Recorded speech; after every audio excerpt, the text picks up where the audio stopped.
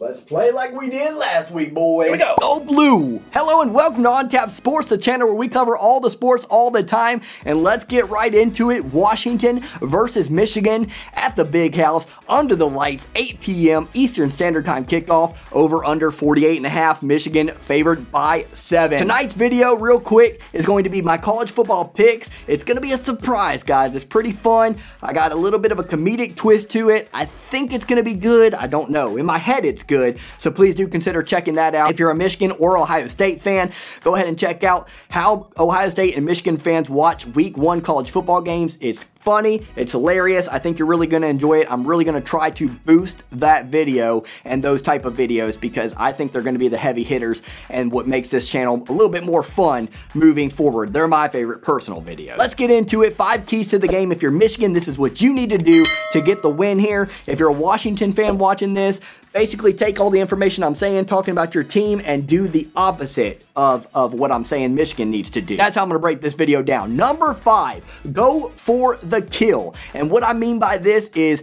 don't let Washington hang around. As we saw last week, Washington did not look good in the loss to Montana. Now you need to go ahead and go for the gut punch. Go for the jugular. Finish it off here. Finish them off. Make them start 0-2. You know they're going to be hungry right now. They're going to be hungry on the road. They do not want to go to 0-2, especially with a terrible blemish against Montana at home, in which the offense did not look spectacular. So again, Michigan, go for the jugular when you have the opportunities.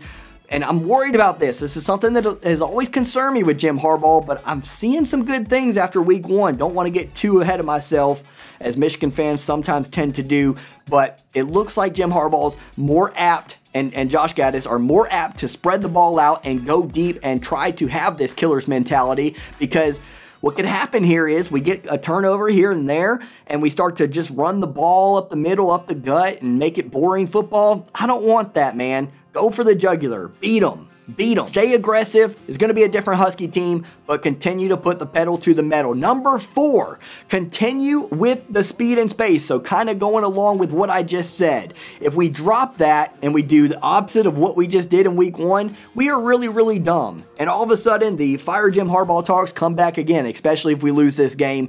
But I think we're going to be okay. I think that Jim Harbaugh and Josh Gaddis are smart enough to say, wow, that speed and space, now that we really do have those guys who can utilize the speed and space, really does work. It really is effective. I don't care that it was against Western Michigan. We were only 17-point favorites in that game, and at one point we were up 40 points. So yes, it does work. Continue doing it. Ronnie Bell. Man, I feel sorry for the kid. I said it in my last video, so I won't mull over it too much. But man, it was just spectacular. The one-handed grab that he had last week, the punt return. He was something else, man. He was something else. He had another catch as well.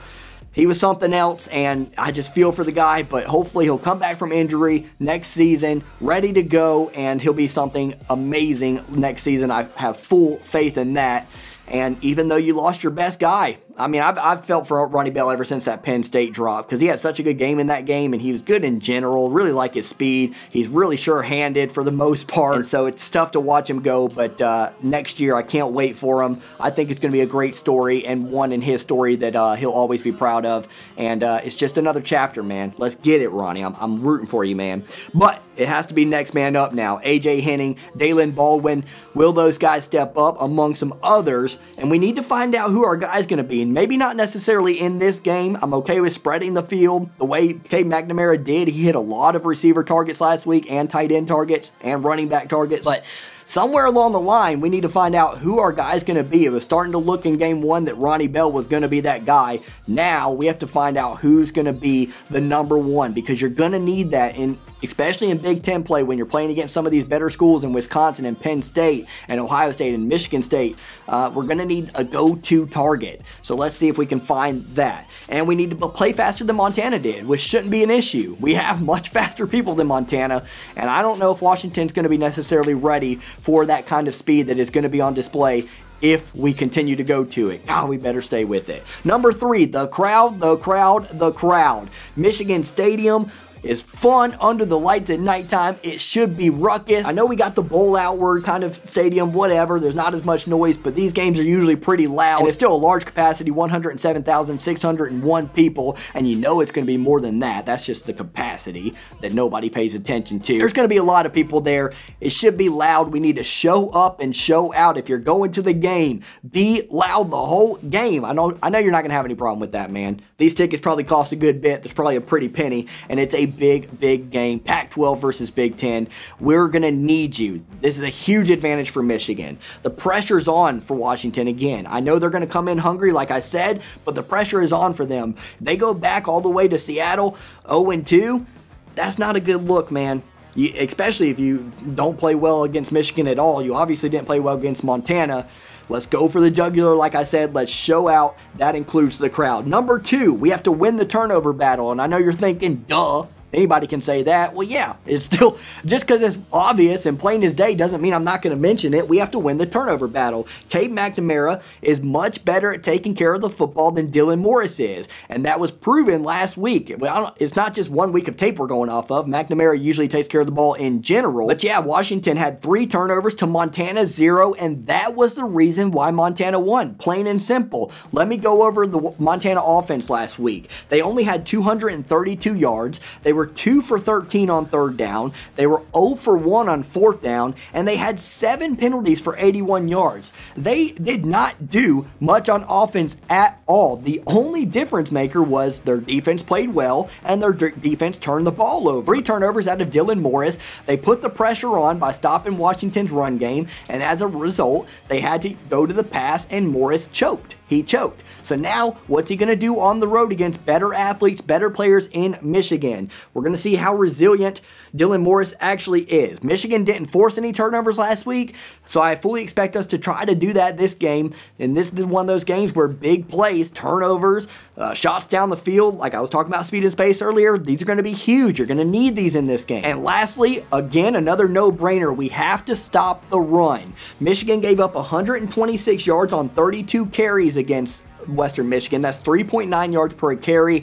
That's okay. It's not good. It's definitely not great, but it's also not bad. I expect us to be a lot better against the run this week. A little bit more momentum, less big plays, less jittery on defense. I think we're going to be flying to the ball a little bit now that we got game 1 under our belt. Yes, we're playing against a tougher opponent, but I think we're going to be a little bit more amped. Aiden Hutchinson, Chris Hinton, Smith, David Ajabo, Josh Ross, Donovan Jeter, those guys are very, very good. Our front 7's solid, man. I have a lot of confidence in them. And so we'll see how they play and stack up against the run, because if you stack up against the run, you really make it hard for Washington. Daylen Morris's final numbers against Montana now was 27 for 46 for 226 yards. That is only 4.9 yards per completion. He could not complete things downfield.